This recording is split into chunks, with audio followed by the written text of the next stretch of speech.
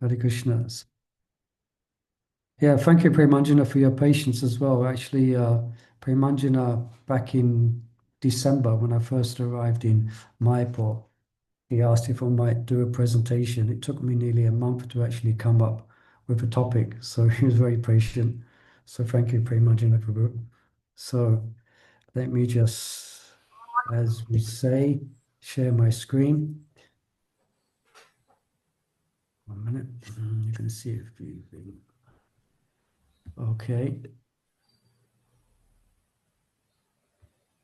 So thank you, dear devotees, for your valuable time as well. I hope this is of some interest and inspiration.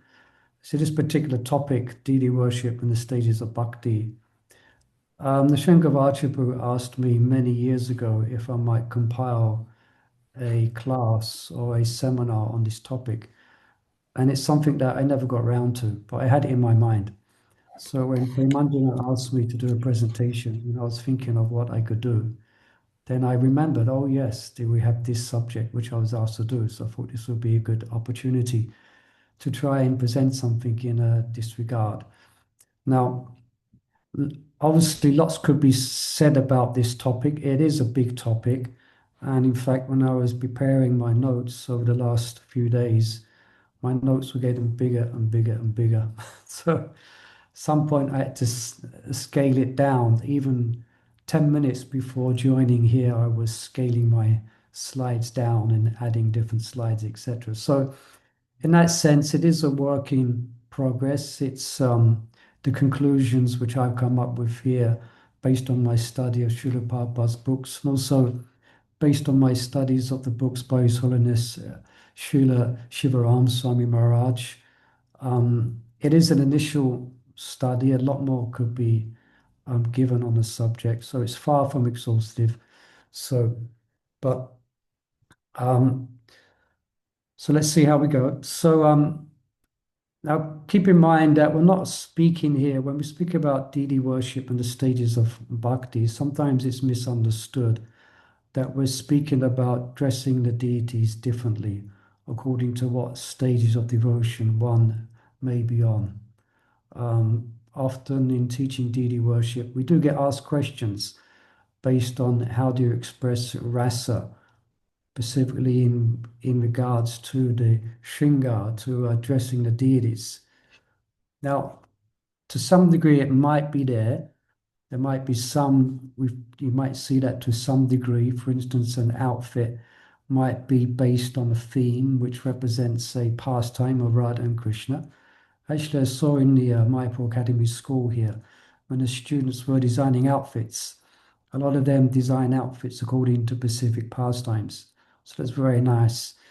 But deity worship should be done according to the principles of Pancharatrika and the principles that Srila Prabhupada gave us, which is worshipping the deities in awe and reverence. So there may be some means for expressing or showing some type of theme, but generally the deities will be worshipped and they will be dressed according to as how Srila Prabhupada instructed us. So that's in a mood of awe and reverence. And as we know, Prabhupada very much focused on cleanliness and punctuality.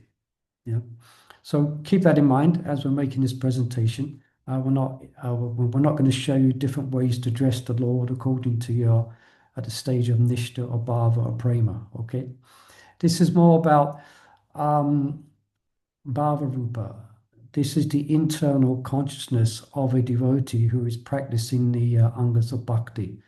Srila Rupa Goswami, in his Nectar of Devotion, he he explains there's two aspects of devotional service. One of them is Chesta Rupa. So that's Chesta means as senses, so engaging as senses in the devotional service of the Lord. And Rupa Goswami goes into great detail in the Nectar of Devotion, explaining what it actually means to what you actually do to engage in devotional service. So, for example, you ring the bell when you enter the temple, you bow down to the Lord, you wear, excuse me, you wear the Maha garlands of you should dance before the deities, etc. Yep. So, and interesting to note as well is that Rupa Goswami, he explains devotional service, Vaidhi sadhana, and he also explains devotional service in or according to spontaneous devotion, Raganuga sadhana. But he keeps it very brief. The actual explanation there in the beginning of Bhakti Rasmrita Sindhu is actually very brief regards Raganuga sadhana or Raganuga Bhakti. That's because the externals stay the same. It's only the internal that actually there is going to be a difference. So a devotee at the higher stages of devotion will still enter the temple and ring the bell. He will still pay his obeisances. So these are two aspects, Chesta Rupa and Bhava Rupa. So we're going to be focusing here on devotees' consciousness. That's the term we're using the term here. Rupa Goswami used Bhava Rupa. So in order to analyze deity worship according to the different stages of internal devotional development, there's quite a few ways that we might do it, because there is in our scriptures there is quite a detailed analysis about the different stages of bhakti. So, for example, again, back to Rupa Goswami, he describes devotional service into three categories. He describes sadhana, bhava, and prema. And sadhana, he gives two aspects, Vaidhi sadhana and Raganuga sadhana. So that's one definition of the different stages of consciousness or development. And also, you can find in 11th canto of Srimad Bhagavatam, Rupa Goswami excuse me, press a few buttons here, categorizes three levels of qualification in devotional service. So 3 levels of qualification according to faith and knowledge. So to the depth of faith one has in the principles of pure devotion and the depth of one's knowledge, one is called Uttam Adhikari, or Madhyam Adhikari, or Kanishta Adhikari. So that's according to one's faith and knowledge. Now we won't go into all the details of that, but basically a Kanishta Adhikari, as we might understand, their faith is very pliable, whereas an Uttam Adhikari, their faith is very deep and their knowledge is very deep. So, and then we have also 3 levels according to devotion and attachment. So 3 levels according to faith and knowledge, and 3 levels according to one's devotion and attachment to the Lord. So their devotees are there given, or we have Uttama Bhaktas, we have Madhyam Bhaktas, and we have Prakrita Bhaktas. And there's more. There's more ways to look at one's devotional development.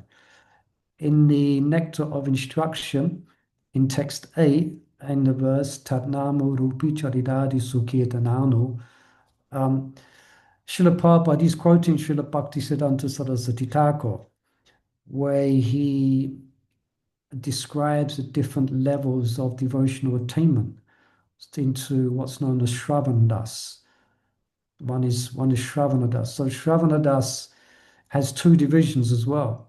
So one is random, where one is not particularly reading or studying in order to understand one's position in devotional service. They're just doing it out of duty. So it's just random Shravan.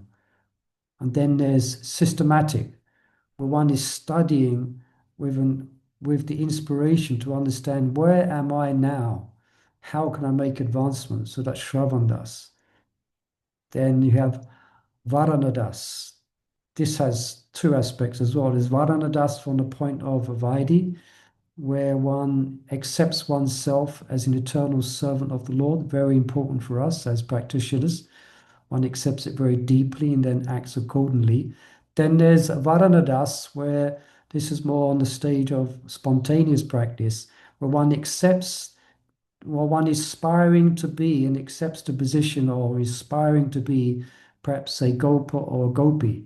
and they're executing their devotional practice based on that aspiration. So quite lofty. Okay, that's Varanadas. Then we have Bhava Panadas. So that's basically the May stage of I Bhava. interrupt Murli Manohar Prabhu just for 1 second? Please, yeah. I just want to make sure that there's only one slide, right? You are not changing slide because we are seeing only the first slide. Yeah, this slide's got lots of notes. There is more Okay. slides coming. Yeah, yeah. Yeah. Yeah. Actually, I just changed it before I opened up. Yeah. Sure. Yeah, there is more slides coming. I mean, I did have all these words on slides, but then I changed it around. I thought it'd be a lot bit quicker.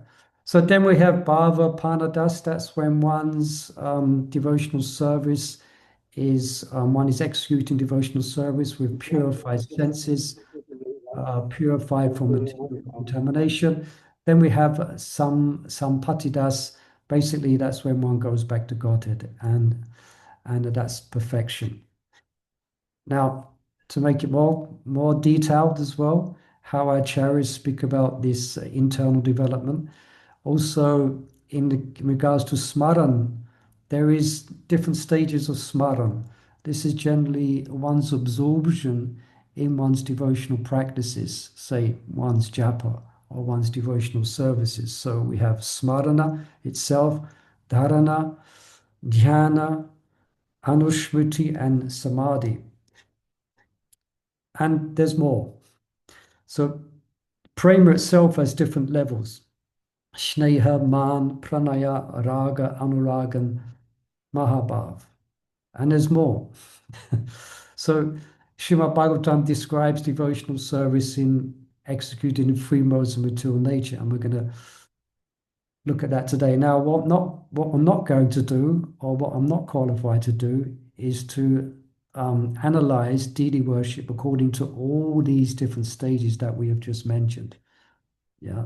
So we're just gonna, yeah, yeah. We basically it would take too long. I mean, how we and I don't have the qualification to really explain it in terms of all those categories that we just gave. But just to give you an idea that I'll just give you an idea that, or to help us understand that while we're executing our devotional services, here we're speaking about specifically deity worship, there should be an effect. There should be an effect. There should be a transformation, and that's the development of one's consciousness. And so we have to start somewhere. So what can we focus on in this regards to the specific topic? So an obvious place to go, again, is Rupa Goswami in his Nectar of Devotion. This is quoted in Chaitanya Charitamrita, Madhya Lila, Lord Chaitanya's teachings to Sanat Goswami, I think here. Yeah. So he gives these different levels of devotional attainment. So we're going to have a look at deity worship according to these specific different levels here. So we have Shraddha, we have the beginning, which is faith, then associating with devotees, sadhu Sanga, then by the blessings of devotees, one may take initiation and engage in bhajan. And then there's anartha nivritti, the diminishing of anarthas or unwanted things in the heart. Then there's Nishta, then Ruchi, then Shakti, then Diskriti, then gradually emotions intensify, and finally there is awakening of Prema. Yeah, so now,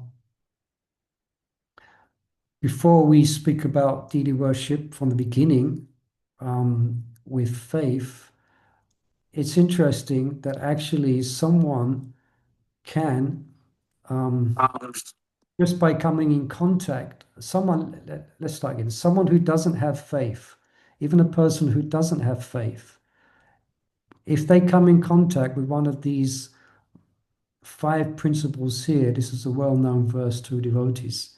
Yeah. Rupa Goswami explains of all those items which we refer to of executing devotional service, he mentions these five as most important.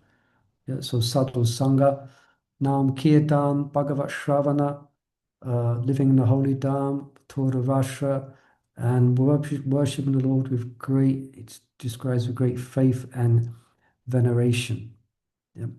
So, and Prabhupada, in his genius, has given all of these, this is as an aside, in our morning program. So if you want to engage in all of these, quite easy, you just go to the temple and attend the morning program. But the point we're bringing out here, that these these items are so powerful. So let's just specifically here, we're speaking about deity worship. They're actually so powerful that a inoffensive, it mentions a inoffensive person, by coming in contact with any of these, they can experience dormant love of Godhead. So if we're speaking about deity worship according to the different levels, even someone who doesn't have faith in the principles of pure devotion or doesn't have knowledge, just by coming in touch with deity worship, they become overwhelmed with love of God. Now, they may not know that they're experiencing love of Godhead, okay? But these are so powerful that often people are transformed, and there is many stories in that regard. So, and here's the specific quote. Yeah, it's here. Again, this is from a couple of verses on, where Lord Chaitanya is speaking to Sanatana Goswami. So here it is here. The power of these five principles is very wonderful and difficult to understand. Even without faith in them, a person who is offenseless can awaken his dormant love of Krishna simply by being a little connected with them. So again, this is highlighting the potency of devotional activities. But we also have to understand, we should understand that to systematically advance in devotional service, one does have to take up the principles of bhakti, yeah, which means, as Rupa Goswami says, Guru Padashraya, taking shelter of a spiritual master and following his instructions. All right, so in order to develop systematically love of God, one does have to become a sadhaka, a practitioner. So, just highlighting this. So this is deity worship, which can have its an effect even before someone becomes a sadhaka or takes up the principles of devotional practice. But let's start, say, from the beginning. You heard these, we gave these three terms for the beginners in devotional practice, so known as the Kanishta Adhikari, the Prakrita Bhakta. The word Prakrita means, can mean worldly or unrefined or materialist. So Prabhupada would sometimes translate this as a materialistic devotee. So Kanishta Adhikari, Prakrita Bhakta, a neophyte. Now, Now, at this stage, someone may not be able to fully appreciate the value of devotees. They're unable to appreciate the Lord in everyone's heart. Their focus of appreciation may be just focused on the deity within the temple. And I'm sure we're familiar with quotes where it's described that devotional service is especially recommended for the neophytes. And here's Prabhupada explains here. This is from the Activities of the Pachetas. This is from the fourth canto of Srimad Bhagavatam. So I'll just read this here. The form of the Lord as worshipped in the temples is called Archa Vigraha or Archa Avatar, the worshipful form, the deity incarnation. This facility is offered to neophyte devotees so that they can see the real form of the Lord face to face and offer their respectful obeisances and sacrifices in the form of archa. Through such facilities, the neophytes gradually invoke their original consciousness. Deity worship in the form of temple worship is the most valuable benediction given by the Lord to beginners. All neophytes must therefore engage in the worship of the Lord by keeping the Archa Vigraha, the avatar, at home or in the temple. Okay, so it's specifically recommended for beginners to give them a concept to give them an idea that the Supreme Lord is a person. So they're very much recommended. And but that in itself is a very high status in compared to the gross materialist, someone who's described here as a neophyte. So they may not interact with the devotees. They may not understand how to interact with devotees very nicely. They just see they're focused, all their devotions, so-called devotions, their beginning devotions are focused on the Lord. But still, they're highly acclaimed. There's this nice quote from Bhaktisiddhanta Saraswati Thakur. So he describes the neophyte Vaishnava devotees ringing the bell even once during the worship of the deity of the Supreme Lord is 1,000,000 times more valuable, spiritually and otherwise, than the charitable fruitive workers building many hospitals, feeding thousands of the poor, or building homes, or even the empirical philosophers' Vedic studies, meditations, austerities, and penances. All right, so even a neophyte ringing a bell from a kind of an absolute perspective is actually to consider greatly fortunate. Yeah. So let's look then. Let's go forward a bit and let's look at deity worship from the perspective of someone at the stage of bhajan. Yeah, bhajan kriya.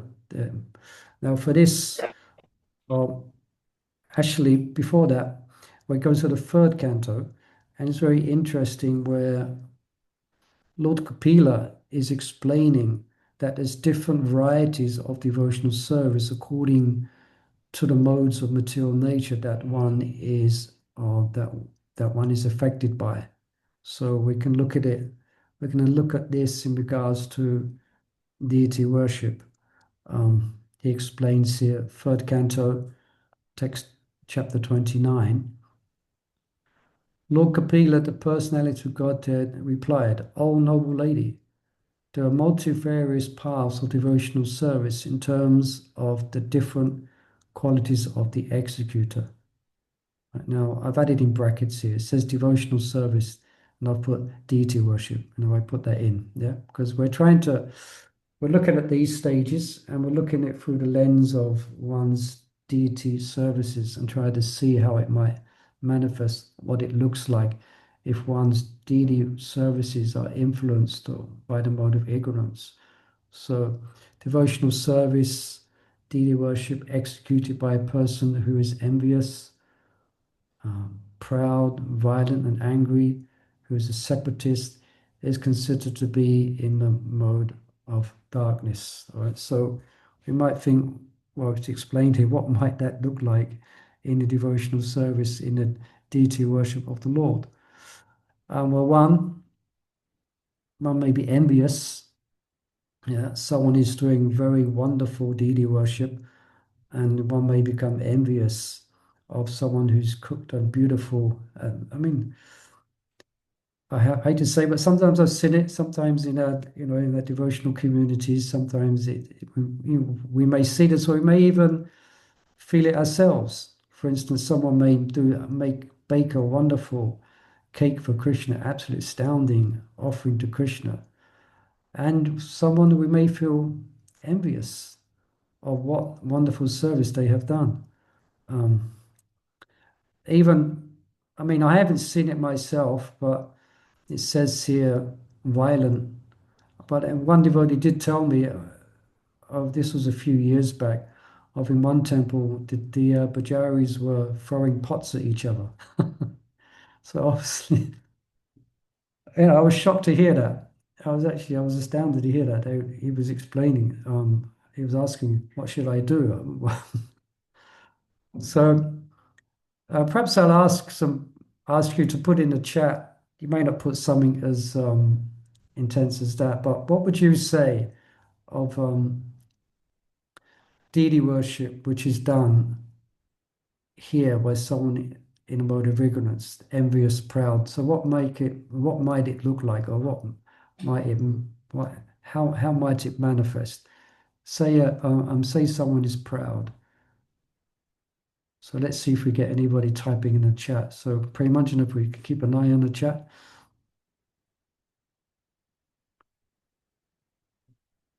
I can give you a idea. You're addressing the deities, you're addressing Radha Krishna. And your meditation is, I can't wait till the curtains open, because when the curtains open, everyone's going to see how wonderfully I have dressed the deities. And they're going to see actually how advanced I am. That may be one. Yeah. Anybody else? Anyone? How many devotees we got? We got 10,000 devotees here today. Not quite.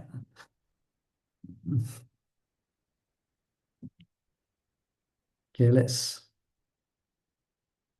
put the pressure on. Let's keep silent until someone can think of something in the chat. Again, devotional service executed by a person who is envious, proud, violent, and angry, who is a separatist. I'll explain about the words separatist in a minute. There's a couple of things in the chat. Premanjana, you can see in the chat there. Yes, I can read out to you. Yeah, you can read for us. Dwarkanath Hari Prabhu is writing, angry. The devotee had a seva, didn't show up, and some other is doing with anger on that devotee who didn't show up. Yeah. Yeah, good point. I mean, myself, I was Head Pujari for 21 years, and I have to admit, sometimes I will get angry, but lucky enough, it wouldn't manifest. I wouldn't, but I would feel it. So yeah, we see it. Sometimes devotee can't come for their service, or something goes wrong, and one becomes angry. There was something else there. There was Premanjana. That's one response. Okay. You can give this some. You can give it some thought, some meditation. Perhaps analyze this within ourselves. In our worship of the Lord, do we find ourselves becoming sometimes envious, I sometimes can proud? I can type Sorry? I can type the question in the chat section if you can say the question for everyone's clarity. Yeah, well, it's here. It's some examples of deity worship in the mode of ignorance, as explained here. Yeah. And moving on to the mode of passion, worship of deities in the temple by a separatist with a motive for material enjoyment. Fame and opulence is devotion in the mode of passion. Yeah. Some more coming in the chat. I can open up. The service with anger will create unconsciousness seva to the Lord. Subal Mitra is writing. Yeah, I can see that. The service with anger will create unconsciousness savor to the Lord. Someone is not conscious that the Lord is before, that one is before the Lord, perhaps. Yeah. Let's move on a bit. So, the worship of deities in the temple by separatists with a motive for material enjoyment, fame comes again, proud of fame or opulence is devotion and mode of passion. One second.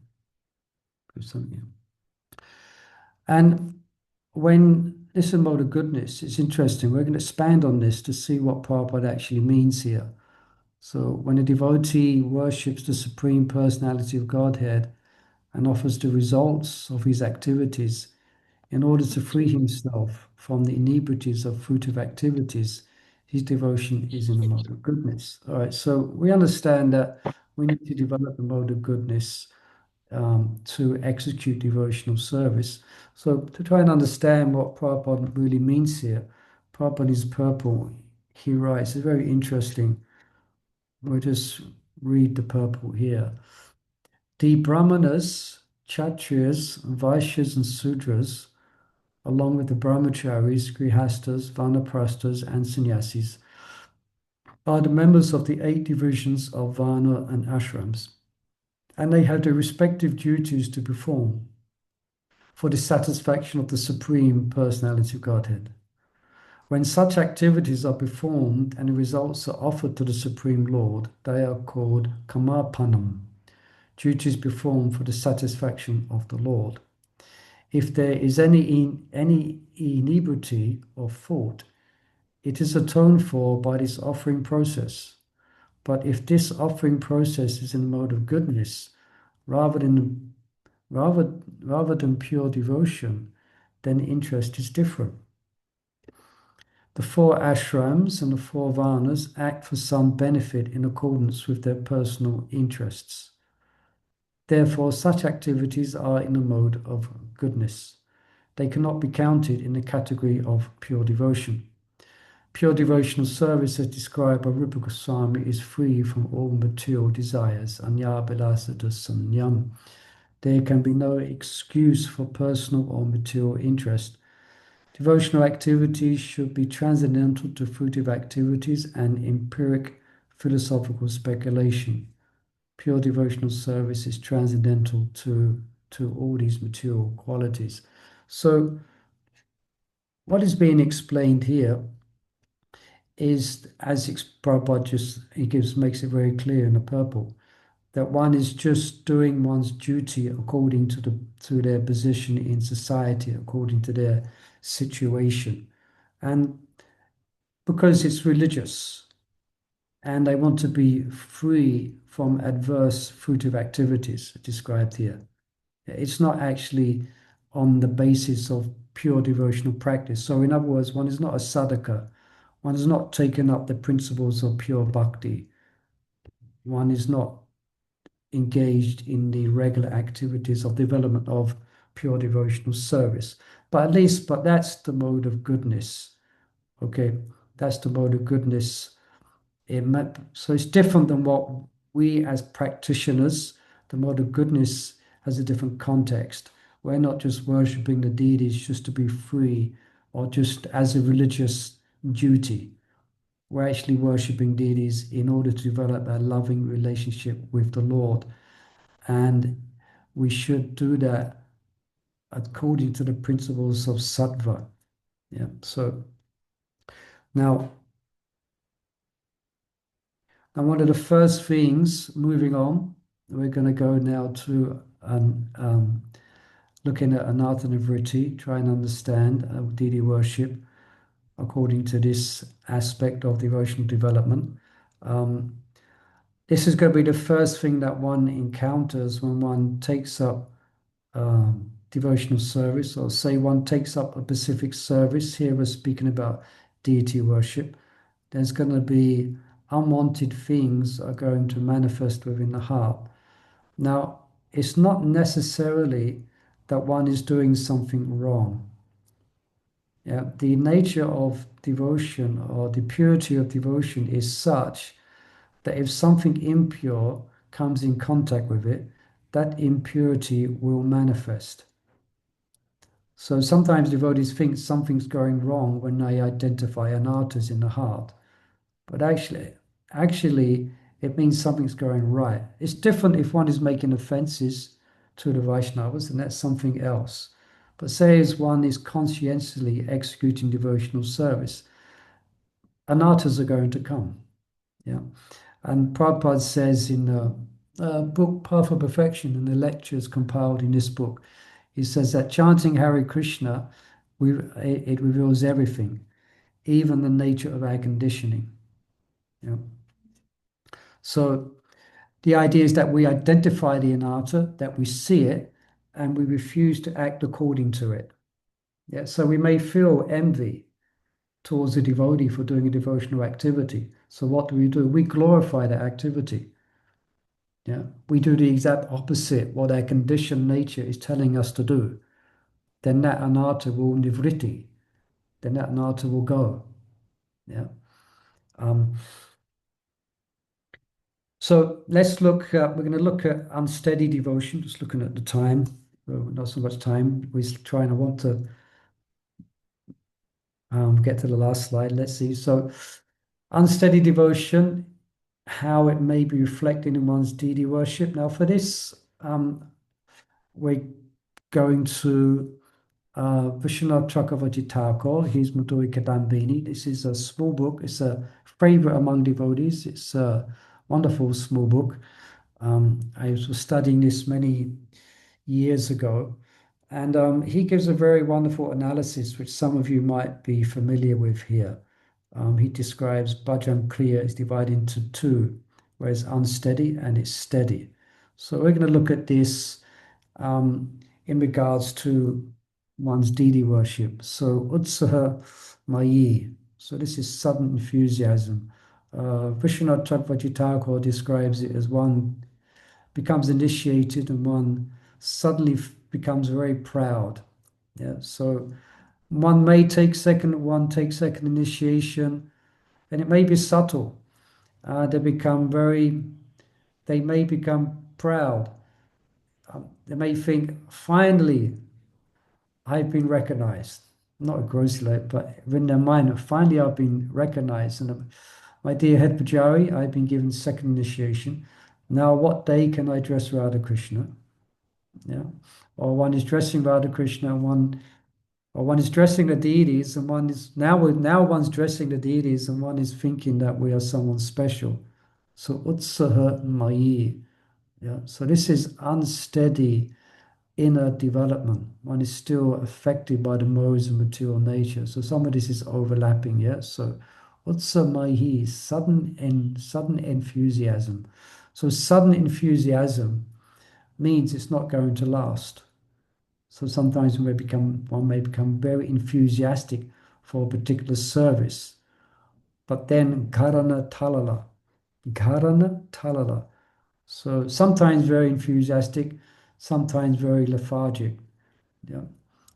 One's coming to terms with one's conditioning, and one becomes very anxious or very depressed. Yeah.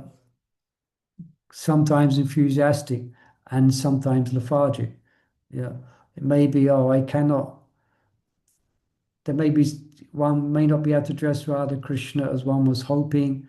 One may not be able to take part in the Abhishek, one not be asked to take part in the Abhishek, one becomes disheartened.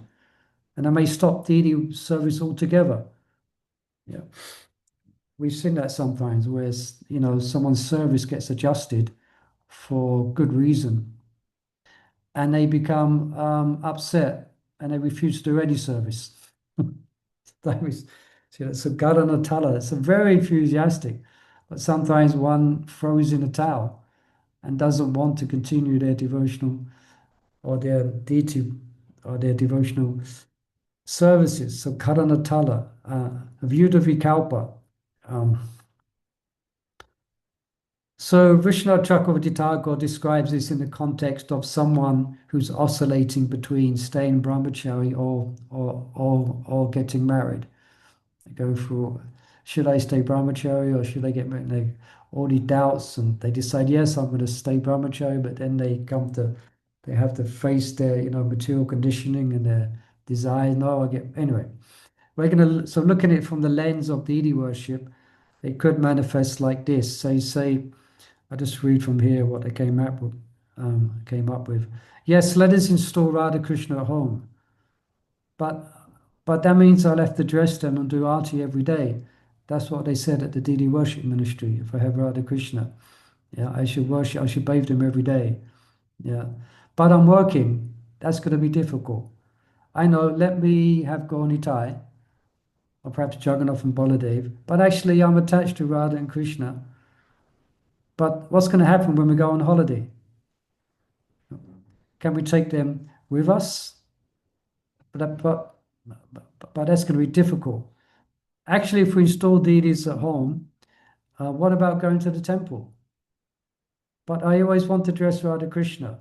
So yes, let's get Radha Krishna. But actually, I may soon have to change jobs and I will have less time for worship. Perhaps I should get pictures instead. But pictures, actually, I don't have time anyway to engage in any worship. I could just about chant my rounds. So you could look at deity worship from that perspective. Yeah. Viyuddha Vikalpa, or one may make determinations. Yeah, I will cook Raj Bhoga every week. I will do it, and or they're undecided. They cannot commit. Yeah, and yeah, Vishaya Shangara, is viewed of Vikalpa, Vishaya Shangara. So Vishwanath Chakravarti Tagore describes this one is internal tug of war with material sense enjoyment. They're trying to concentrate in the deity service, their deity seva, but there's a constant war going on within with their conditioned self and their attachments.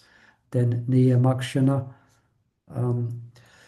Although one is practicing regular worship, one is practicing devotional service, but because they're so distracted, one is not actually able to make tangible advancement because they're so distracted.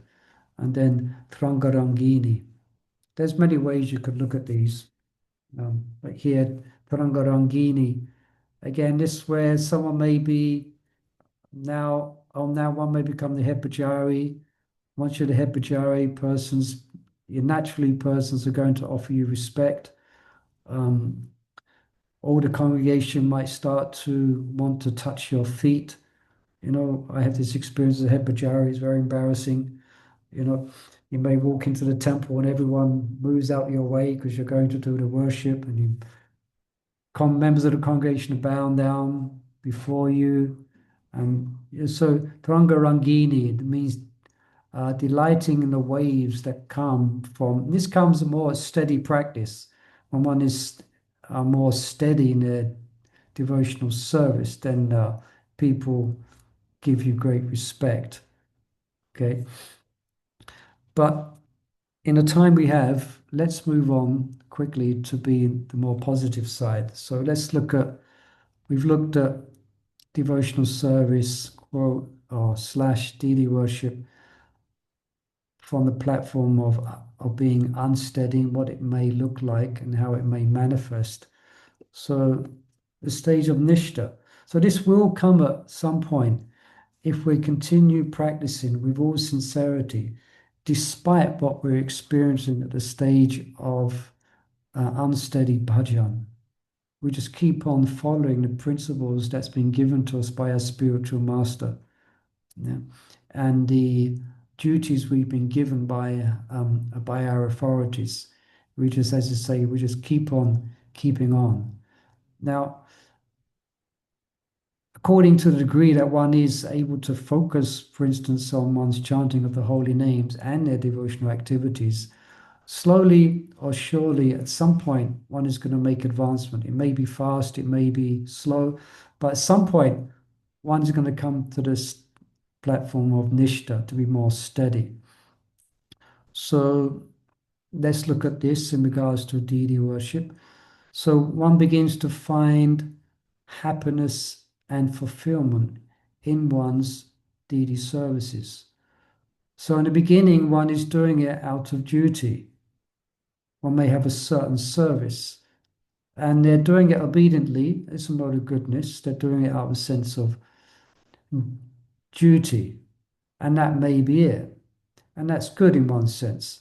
But when one becomes more steady, more purified, one's actually going to experience tangible happiness and fulfillment in one's deity services.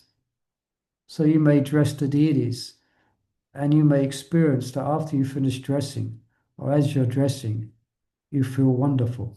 Yeah, you're becoming fulfilled. It's no longer a battle. You're not trying to control. You're not trying to convince yourself. You're not doing it with a bad consciousness. You're happy to do it, and you and you're becoming fulfilled. You're feeling content.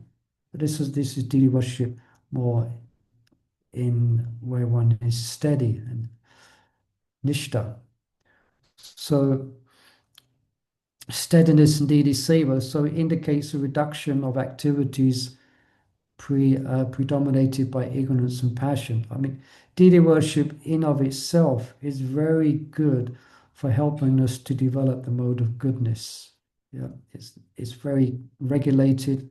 It should be done in a punctual and a clean way. So that atmosphere in of itself is going to help to bring us to the mode of goodness and help to bring us to the stage of steadiness. Yeah. Also, one finds oneself to be more focused and less distracted from the worship. They're able to absorb their minds in the worship. Yeah. Whereas before one may be distracted. This is what comes from the mode of goodness. The mode of passion, yeah, the mode of passion and deity worship doesn't go together. It just doesn't work.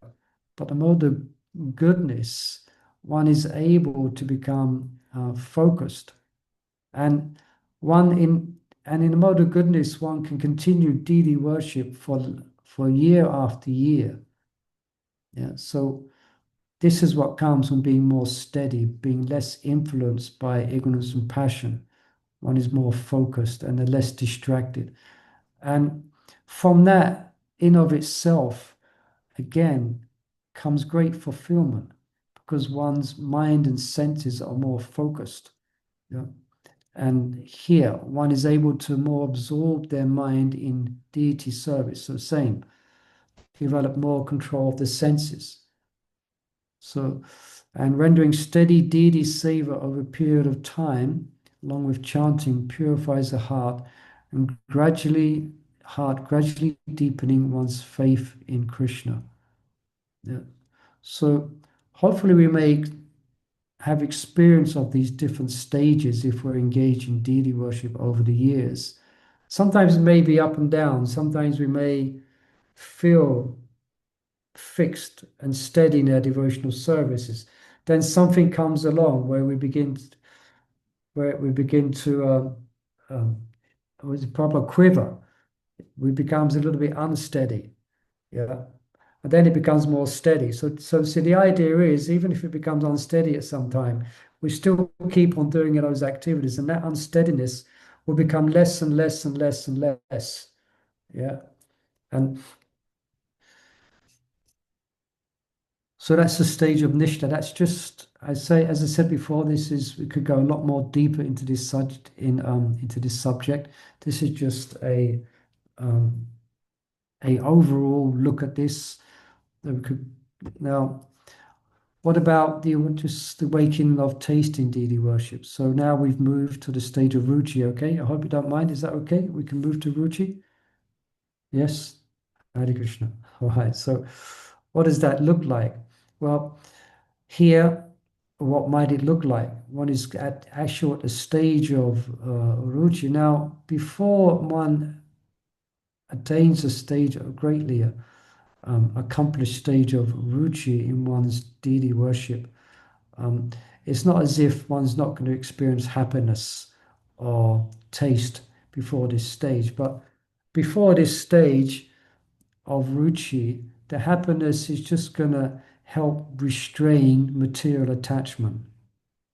We have this verse from second chapter, Vishya Nirvatan Di Nirhashite, Vajo Rasham Pasho Rashya Param Trishta Navatate, Vaso Vajam Vasho Pyasya Param Trishta Navatate. So, though the embodied soul may be restricted from sense enjoyment, the taste for sense objects remains. By ceasing such engagements and experiencing a higher taste, he is fixed in knowledge. And I'm just looking at the time. I'm not going to have to get a bit passionate here in finishing the slides. But so let's go through this a bit quick. So attachment to, because I want to ask for questions as well and any comments that you might have. So attachment to deity service. When one's getting a taste for deity services, one's going to become attached to those services. There's going to be a deep attachment to those services, but it's not going to be the type of attachment where one refuses to let anyone else engage in those specific services. That means it's influenced by somewhat the mode of passion. Here one is happy to engage in deity worship. They're very attached to different aspects of deity worship.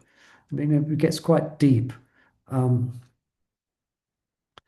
Deity worship at ruchi diminishes material attraction because your attraction now is going in a different place. You're getting a taste. You're attracted to that taste. So you're obviously, that obviously is canceling out material attraction. So now that's going to lead to devotees becoming more selfless in their services. That's why you see some devotees sometimes may see on Janmashtami or festivals, or even when it's not festivals. We know some devotees will just selflessly engage in so much service. Yeah. That's because they may be getting a taste, getting a great taste, and they're very much attached to those services in the correct way. Also, this ruchi, this adds new dimensions because the taste one is getting is very specific. It's a taste of devotion. And the taste of devotion is always in relationship to revelation of Krishna on his form, on his qualities, and his pastimes and the holy name. So at this stage, whole different dimensions of experience are opening up to the devotee who's engaged, say here, deity worship. Externally, again, things will remain the same. Externally, nothing may change. You may not see it within the devotee, but internally, this is their internal inspiration. Yeah. And quickly going through the stages of devotion, as I said, it's just an introduction. So a Shakti, this comes the stage before Bhava. Now, at the stages before this, one is struggling to fix their mind on the Lord, and inexplicably, somehow they find their mind become attracted to mundane thoughts. Now, at this stage, it's the opposite. Even without any specific practice or focus, because of the purity of one's mind and heart, one's mind naturally goes to thoughts of the Lord, just like a magnet. A iron filing follows a magnet. One is naturally attracted without seemingly effort, just like we're naturally attracted to the objects of the senses. We don't have to be trained up for it. We don't have to be told. It's not like when we go about our day, okay, today I'm going to be attached to this, to the opposites. No, it's there. Ultimate. So the Shakti, one's been purified to the point where one's attracted, one is absorbed.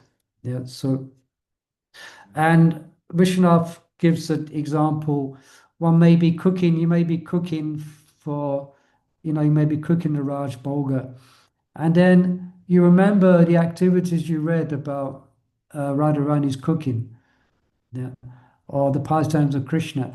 And one thought goes to another, one thought leads to another thought, and it opens up it may open up for such a devotee at this stage, a whole pastime or lila, and from the external point of view, it may seem like a devotee has become a little bit unhinged, a little bit lost, but they're absorbed.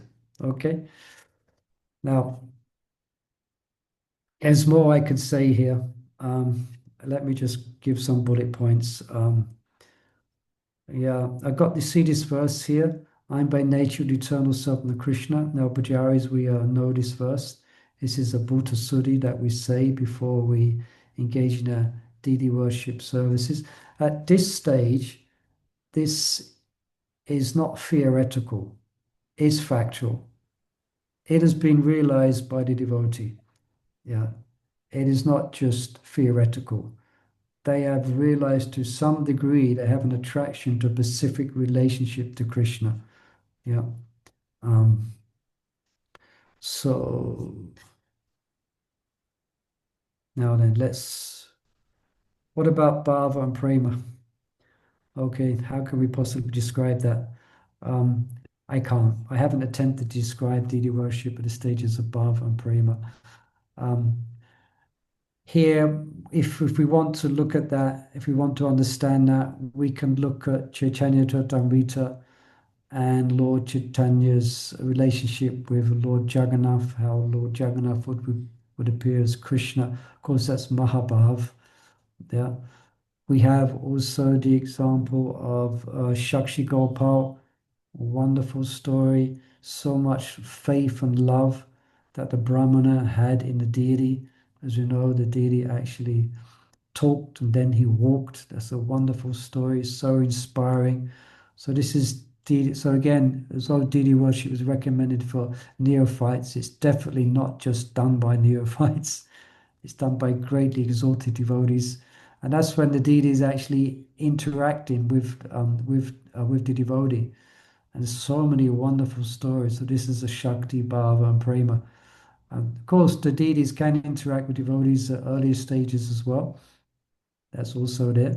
But here specifically we have Radha Raman, the whole wonderful story of Gopal Bhatta Goswami and how it manifests from a Shila, just a Shila, beautiful form of Radha Raman. Then we have Avaitacharya. He definitely wasn't worshipping the Shalagra. He was definitely worshipping at a very high level of devotion, as such that his devotion called Lord Chaitanya Mahaprabhu to appear. Yeah. Then we have Madhavendra Puri, where Gopal appeared to him in a dream, and there's a wonderful description of Madhavendra Puri's devotional service in the Chaitanya Charitamrita. A lot of it is in relation to deity worship, and I hope you don't mind, but I took the opportunity to put Londonisvara here, Prabhupada's wonderful story of how Radha Londonisvara came by their own accord. It's a wonderful story. You can read about that in Lilamrita. Another wonderful story of deity worship at the stage of love. The highest stage of devotion is Raghunandan Thakur. We know this story as well, where his father, he was the priest of the temple. He had to leave to go to work, so he asked his son to offer bhoga to Raghunandana, to the deity, his Raghunanda. So he did this, and we know he was innocent, his purity and his innocence. The Lord, he offered the bhoga to the Lord, and the Lord didn't eat it. He couldn't see him eating. So he got very concerned and he implored that, please, please, please. And wonderful story how the Lord came at the the Abhoga. And also we have Madan Mohan, Sanat Goswami was worshipping Madan Mohan. And Prabhupada tells this actually. He tells this in a very beautiful way, this story. You can read that. There's a wonderful audio of Prabhupada telling this story, where Sanat Goswami, then Madan Mohan was complaining. You just offer me dry roti again and again. At least give me some salt. So Sanat Goswami was complaining. Once I give you salt, you're going to ask for sweets and everything else. You know, I'm just a sadhu, it's simple. I can't offer you you just have to be happy with chapati. So Prabhupada says, he mentions a wonderful way. So then he had to accept. Now, there is also extreme examples which we shouldn't try to imitate. I just read gone over time a bit. I just read of Vamsidas Babaji. Sometimes we may not understand the interaction of ecstatic devotees with the deities, and we shouldn't try to understand. We just have to pay a basis from a distance. But I just was interested to read again Vamsidas Babaji.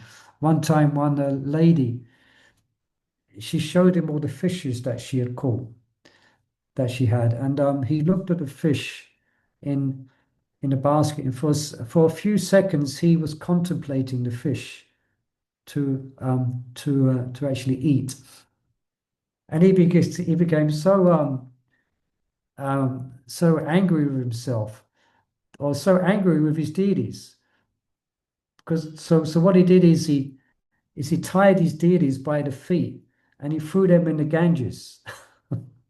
He's rather he's a Gaudita. He threw them in the Ganges and they was at the end of the rope. And people would come, why are you doing that? And he was starting throwing stones at them. And he was chastising his Guru Nitai. I have given myself to you. I have given my whole life to you. Why did you manifest that desire to eat fish in my heart? Right. So that's the type of thing we shouldn't, how do we possibly understand, you know?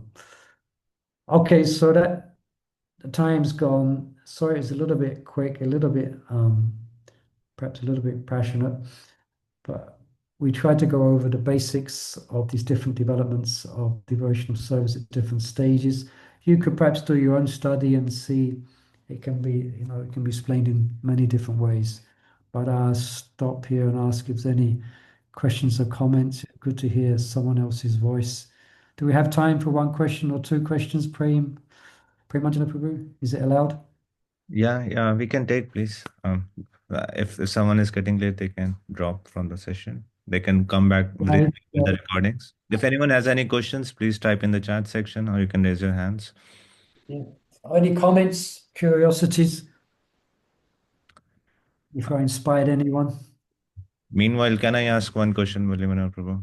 Yes, please go ahead. After hearing so many inspiring stories, I'm wondering Rajapur book in which Lord Jagannath is responding to someone who's not even practicing devotional service with people from other faiths as well, newcomers as well, right? How do we What understand? was the beginning? You said in say the beginning in After I missed hearing the all beginning. these wonderful stories for devotees who are in on the level of prema, Yeah, we also hear stories from Pankaj Angri Prabhu, Jananimas Prabhu of Jagannath in Rajapur, where he's yeah. having interaction with a completely newcomer, even someone who is of different faiths. Yeah. Yeah, Muslims. Yeah, yeah, yeah. Yeah. You could do a whole, I mean, that would make a wonderful presentation itself, the way that the Lord reciprocates with different levels, with devotees at a variety of different levels of practice. That's so inspiring. And yeah, there's so many wonderful stories there in regards to Jagannath in Rajpur. Yeah, thank you for reminding us of that, Premanjana Prabhu. Um, anything in the chat is in the chat here. Let's have a look. Yeah, there's one question. What is the separatist? What are some of the examples of deity worship? Oh, that's the question. What is the separatist in the beginning slide mean? But that's one has a separate interest from the Lord. One is not rendering devotional service according to the principles of Anyabhalasana Sanyam, yeah, of a pure devotion. One is specifically doing it, and one has a separate interest than the pleasure of the Lord. One is engaging in the worship of the deity, but one may be doing it just to maintain oneself by the donations that may come. They have no sense of devotion to the Lord, so they are a separatist. So Prabhupada explains it like that. It's against the principles of Anyabhalasana Samyam. It's not done for the pleasure of the Lord. One has a separate interest than the Lord. Yeah. Okay. So thank you, dear devotees. Perhaps we better stop there. Thank you for kind attention. I hope this was of some inspiration and interest. Perhaps it might inspire you to perhaps have a look yourself at how we could understand the different stages of devotion according to one's deity worship. Hare Krishna. Thank you. Srila Prabhupada Ki Jai. Any last comments from Premanjana, our Yes, host? we heartily thank you very much, Murli Manohar Prabhu, for making time and such well-researched, in-depth coverage of the topic.